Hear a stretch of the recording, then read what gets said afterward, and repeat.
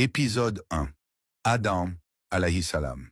Adam, que la paix soit sur lui, fut le premier homme et le premier prophète créé par la volonté d'Allah à partir de différentes sortes de terre. Les anges mélangèrent cette terre avec de l'eau et lui donnèrent une forme. Après 40 années, l'argile se durcit et devint comme une boue sèche, sale. Le 10e jour du mois de Muharram, un vendredi, Allah insuffla la vie à Adam et lui enseigna la connaissance de toutes choses. Sur ordre divin, les anges se prosternèrent devant lui, mais Iblis, empli d'orgueil, refusa et fut banni du paradis. Adam épousa Hawa, Ève, qui fut créée au paradis, et ils y vécurent ensemble. Cependant, après avoir goûté aux fruits défendus, ils furent descendus sur terre. Adam reconnut sa faute, se repentit sincèrement, et Allah accepta son repentir. Voir Sourate 2, verset 37. Allah fit d'Adam son calife sur terre.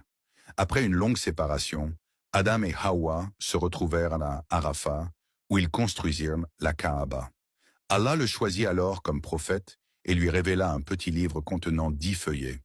Adam enseigna à ses descendants la foi, l'adoration et la science utile.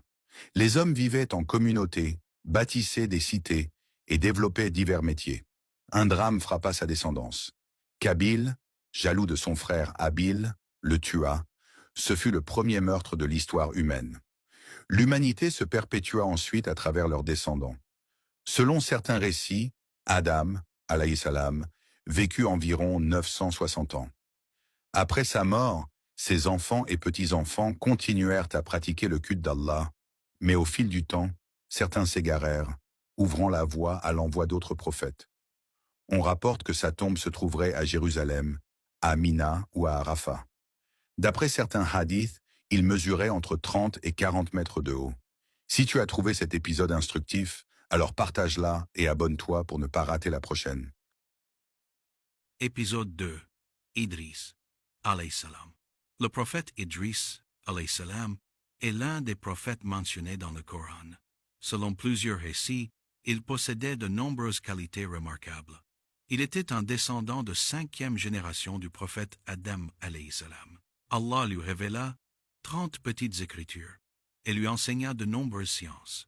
Avant son époque, les gens portaient des peaux d'animaux ou des feuilles, mais Idris, alayhi salam, fut le premier à enseigner aux hommes l'art de coudre des vêtements et de construire des villes. Il maîtrisait 72 langues et appelait chaque peuple à la véritable religion dans sa propre langue. Idris, alayhi salam, fut également le premier à écrire, à utiliser un stylo et à transmettre le savoir. Grand observateur des étoiles et des mouvements célestes, il est connu comme le prophète du savoir et des arts. Plus tard, il quitta Babylone pour s'installer en Égypte, où il vécut de nombreuses années en appelant les gens à la voie de la vérité. Dans la sourate Al-Anbiya, Allah le décrit comme l'un des hommes pachins, juste et véridique. Le Coran dit également qu'Allah l'a élevé à un rang élevé. De nombreux savants musulmans croient qu'Idris, alayhi salam, a été élevé aux cieux sans connaître la mort, et certains récits mentionnent qu'il se trouve au 4e niveau du ciel. Merci d'être resté jusqu'à la fin, et à bientôt pour l'épisode 3. Le prophète Nou, alayhi salam, fut envoyé après le prophète Idris, alayhi salam.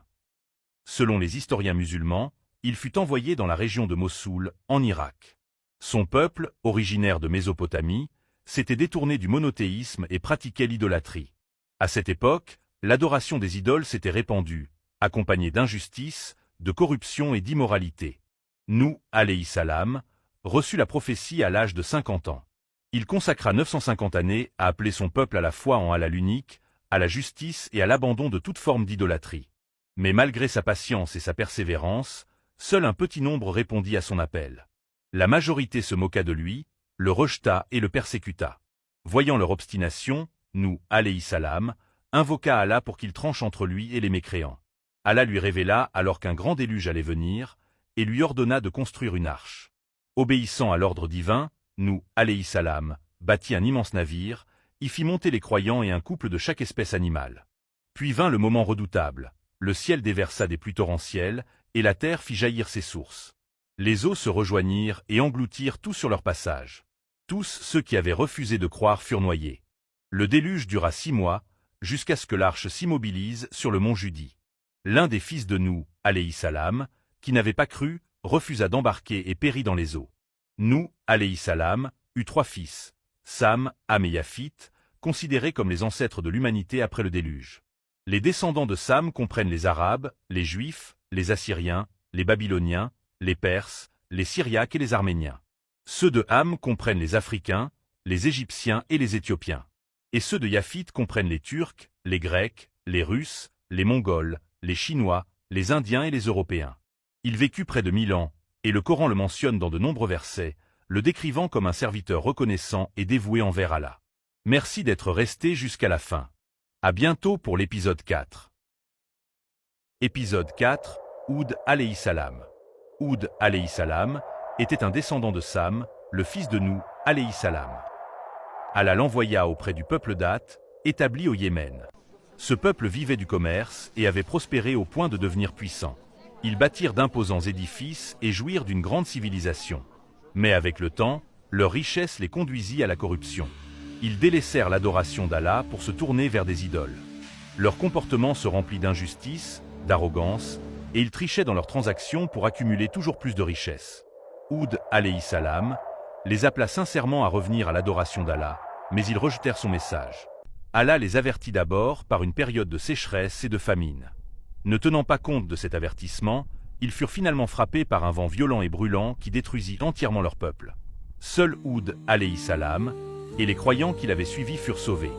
Il s'établit par la suite à la Mecque, où il finit sa vie. Ce récit est mentionné à plusieurs reprises dans le Coran. À très bientôt pour la suite de l'aventure avec un autre prophète du Coran. Épisode 5, Salih alayhi salam. Salih alayhi salam fut envoyé comme prophète au peuple de Samoud, une communauté plongée dans l'idolâtrie. Les Samoud étaient réputés pour leur puissance, leur maîtrise de l'architecture et leur avance technologique. Ils taillaient leurs demeures directement dans la roche des montagnes et construisaient des cités fortifiées impressionnantes. Ils vivaient dans une région aujourd'hui connue sous le nom de Madaïen Salih, en Arabie Saoudite. Salih alayhi salam les appela à adorer Allah, l'unique, et à abandonner leurs idoles. Pour éprouver sa véracité, ils lui dirent « Fais sortir pour nous une chamelle pleine de ce rocher, sous nos yeux, et alors nous croirons en toi. » Salih invoqua Allah, et par la permission divine, une grande chamelle surgit miraculeusement du rocher, devant toute l'assemblée. Cette chamelle était un signe clair et incontestable d'Allah. Son lait était si abondant qu'il suffisait à nourrir l'ensemble du peuple, sans jamais manquer. Cependant, les chefs de Samoud, craignant de perdre leur autorité et leur influence, refusèrent d'accepter la vérité. Redoutant que le message de Salih ne détourne le peuple de leur pouvoir, ils complotèrent en secret et finirent par tuer la chamelle durant la nuit. Ce crime ne se limita pas à la mise à mort d'un animal. C'était un rejet délibéré et une destruction d'un signe évident d'Allah. Après cet acte, Salih alayhi salam les avertit qu'un châtiment surviendrait dans un délai de 3 jours. Durant ce temps, Salih et les croyants sincères quittèrent la cité. Au 3e jour, un cri terrible accompagné d'un violent tremblement de terre s'abattit sur Samoud, les anéantissant totalement. Seul un petit groupe de croyants fut sauvé par la miséricorde d'Allah. La destruction du peuple de Samoud est mentionnée dans le Coran comme une leçon intemporelle, rappelant les conséquences du rejet de la vérité après l'apparition de signes clairs. Merci d'être resté jusqu'à la fin. À bientôt pour un autre épisode. Épisode 6, Ibrahim alayhi salam. Ibrahim alayhi salam est l'un des 5 grands prophètes de l'islam. Il fut envoyé au peuple des Chaldéens, appelés les Chaldani, qui s'étaient détournés du culte d'Allah pour adorer des idoles. Dès son plus jeune âge, Ibrahim alayhi salam défendit avec fermeté la croyance en l'unicité absolue d'Allah. Un jour, alors que son peuple s'était absenté pour célébrer une fête, Ibrahim alayhi salam entra dans le lieu où étaient conservées les idoles. Il les brisa toutes, à l'exception de la plus grande, à laquelle il suspendit une hache autour du cou. À leur retour, les habitants, choqués et furieux, l'interrogèrent. Ibrahim répondit avec sagesse en suggérant que la grande idole était peut-être responsable de cet acte et les invita à l'interroger, si elle était capable de parler. Par cette réponse, il mit son peuple face à l'absurdité de l'idolâtrie. Incapables de répondre, mais refusant d'admettre la vérité, ils décidèrent de le punir. Ils allumèrent alors un immense feu et y jetèrent Ibrahim alayhi salam. Mais par la volonté d'Allah, le feu devint inoffensif et ne lui causa aucun mal. Malgré ce miracle évident, son peuple persista dans le rejet. Sur ordre d'Allah, Ibrahim, alayhi salam, émigra. Il voyagea avec son épouse Sarah vers l'Égypte, puis s'installa en Palestine. En Égypte, il épousa Hajar en secondes noces. Après de longues années sans enfant, Allah le bénit d'un fils, Ismaël, né de Hajar. Plus tard, Sarah donna naissance à un autre fils, Ishaq. Ismaël devint l'ancêtre des Arabes, parmi lesquels se trouve le prophète Muhammad, paix et bénédiction sur lui, tandis qu'Ishaq devint l'ancêtre des prophètes issus des Bani Israël. Ainsi, Arabes et Juifs sont en réalité frères par Ibrahim, alayhi salam, bien que des divisions historiques aient conduit à des rivalités et à des luttes de pouvoir. Par ordre d'Allah, Ibrahim, alayhi salam, et son fils Ismaël construisirent la Kaaba, qui devint le centre du culte voué à Allah. Ils y accomplirent les rites du Hajj et les enseignèrent au peuple. Plus tard, Allah éprouva Ibrahim, alayhi salam, par une épreuve immense.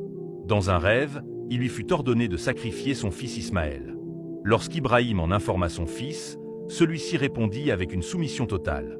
Au moment où Ibrahim s'apprêtait à accomplir le sacrifice, Allah l'arrêta et déclara : « Ô Ibrahim, tu as accompli la vision. Nous avons ainsi éprouvé ta foi. » Allah envoya alors un grand animal à sacrifier à la place d'Ismaël. Les musulmans perpétuent cette tradition de foi et d'obéissance en célébrant l'Aïd al-Adha, conformément aux enseignements du Coran. Ibrahim, que la paix soit sur lui, s'éteignit à Jérusalem à l'âge de 175 ans. Il est honoré en islam, l'ami proche et privilégié d'Allah. Donne-moi tes impressions sur les épisodes de 1, 2, 3, 4, 5 et 6. Elles aideront à améliorer la qualité des contenus. À très bientôt pour l'épisode 7.